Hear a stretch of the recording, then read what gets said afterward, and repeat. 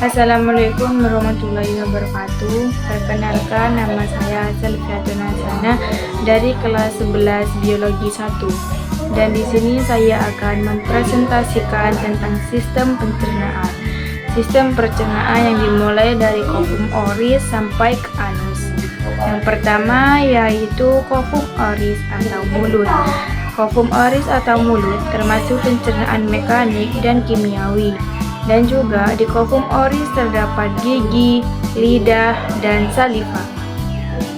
Gigi terdapat gigi seri yang berjumlah 8, gigi taring yang berjumlah 4, gigi premolar berjumlah 8, dan gigi geraham berjumlah 12. Gigi pada orang dewasa berjumlah 32, sedangkan pada anak-anak berjumlah 20. Selanjutnya yaitu lidah. Lidah berfungsi sebagai indera perasa. Ujung lidah untuk merasakan rasa manis, lidah tepi depan kanan atau kiri merasakan rasa asam, lidah tepi belakang kanan atau kiri merasakan rasa asin, lidah bagian belakang merasakan rasa pahit. Dan selanjutnya yaitu saliva. Saliva terdapat di bawah rahang, di bawah lidah. Di saliva juga terdapat enzim amilase atau petialin yang berfungsi mengubah amilum menjadi glukosa. Dan selanjutnya yaitu bolus yang sudah dikunyah dan tercampur dengan enzim petialin didorong ke esofagus dengan gerakan peristaltik. Yang kedua yaitu esofagus. Di esofagus tidak terjadi pencernaan kimiawi maupun mekanik, tetapi katup epiglotis apabila kita bernafas akan terbuka dan menutup kembali apabila kita mencerna makanan. Yang ketiga yaitu vertikulus atau lambung. Bolus yang berada di esofagus masuk ke dalam lambung dengan gerakan peristaltik melewati sphincter kardial. Bolus yang sudah masuk ke lambung akan dihancurkan oleh otot-otot lambung. Bolus akan dihancurkan selama 2-3 jam. Setelah dicerna, bolus menjadi bubur yang disebut kim.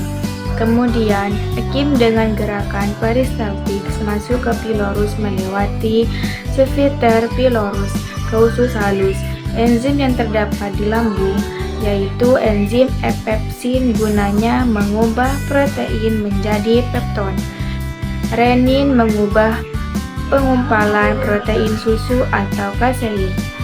HCl gunanya membunuh bakteri yang masuk bersama dengan makanan. Lipase gunanya mengubah lemak menjadi asam lemak, dan gliserol yaitu gastrin gunanya memicu terbentuknya HCl. Selanjutnya, kim yang bersifat asam harus dinetralkan terlebih dahulu sebelum masuk ke usus halus. Yang menerima pertama kali di usus halus yaitu duodenum atau usus 12 jari. Duodenum mengeluarkan hormon kolesistokinin dan sekretin. Hormon kolesistokinin berfungsi merangsang keluarnya cairan empedu. Cairan empedu berisi garam-garam empedu, pigmen empedu, air, dan kolesterol. Cairan empedu berfungsi mengonsumsi lemak agar bisa diserap oleh usus halus. Cairan empedu didapat dari kantong empedu. Kantong empedu terdapat di hati. Sekretin berfungsi memicu kerja pankreas. Pankreas menghasilkan 4 enzim. Yang pertama yaitu enzim tripsinogen atau enzim yang tidak aktif. Supaya aktif harus bereaksi dengan enterokinasi dan berubah menjadi tripsin. Tripsin berfungsi mengubah protein menjadi pepton. Yang kedua ada amilase berfungsi mengubah amilum menjadi maltosa. Yang ketiga ada lipase berfungsi mengubah lemak menjadi asam lemak dan gliserol. Yang terakhir ion bikarbonat yang berfungsi menetralkan makanan yang asam. Selanjutnya masuk ke jejenom atau usus kosong. Terdapat beberapa enzim di jegenom. Yang pertama, enzim laktase yang berfungsi mengubah laktosa menjadi glukosa. Yang kedua, sukrase berfungsi mengubah sukrosa menjadi glutaklosa. Yang ketiga, maltase berfungsi mengubah maltosa menjadi glukosa.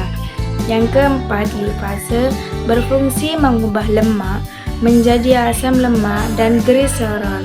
Yang terakhir ada peptidase berfungsi mengubah pepton menjadi asam amino. Selanjutnya masuk ke ilium atau usus penyerapan.